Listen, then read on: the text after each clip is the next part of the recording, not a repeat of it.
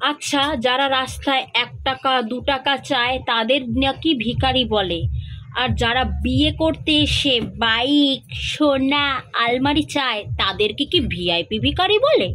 হ্যাঁ, বলো, তাদেরকে কি ভিআইপি ভিখারি বলে? মেয়ের বাড়িতে এসে বাইক দিতে হবে, ছেলেকে সোনার আংটি দিতে হবে, মেয়ের হাতে গলা সোনায় নাকের দিতে হবে, শোকেস, টিভি, আলমারি এগুলো কিন্তু ছেলের বাড়িতে দিতেই হবে। তাহলে এইটা যে শ্বশুরবাড়ির লোকরা আপনারা যে মেয়ের বাড়িতে যে চাইছো, সেটা কি আপনাদের সম্মানটা কি বাড়ছে না কমছে? এখনকার সমাজে কোনো চাহিদা থাকে না, যে যেমন সামর্থ্য সে সেরকম দেবে। মেয়ের বাবার যদি কিছু না থাকে, সে কি বাড়ি ঘর জায়গা জমি বিক্রি করে কি সে দেবে? যতটা পারবে ততটা দেবে, সামর্থ্য হিসেবে সব কিছু। এখনকার সমাজে কোনো জিনিস না দিতে পারলে মেয়েদের অত্যাচার শুরু হয়ে যায় শ্বশুরবাড়ি থেকে। তখন শ্বশুরবাড়ির লোকরা বলে কি মেয়েকে, তোর বাপ কি ভিখারি? তোর বাপ কি দিয়েছে? এর থেকে একটা ভিখারির মেয়েকে বিয়ে করে আনলেও অনেক সোনাদানা জিনিস পেতাম, আমার ছেলে সব পেত। আর তোকে তোর বাবা যে এইভাবে যে অপমানটা করবে সেটা তো আমরা বুঝতে পারিনি। এখনকার অনেক মেয়েরাই আছে এরকম, শ্বশুরবাড়িতে বহুত অত্যাচার হয়, এমনকি মার পর্যন্ত খায় স্বামীর হাতে জিনিসের জন্য। এরকম হাজার হাজার মেয়েরা আছে।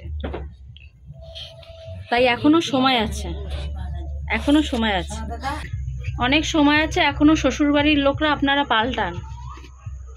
এরকম জিনিসের জন্য বৌমার উপর অত্যাচার করবেন না।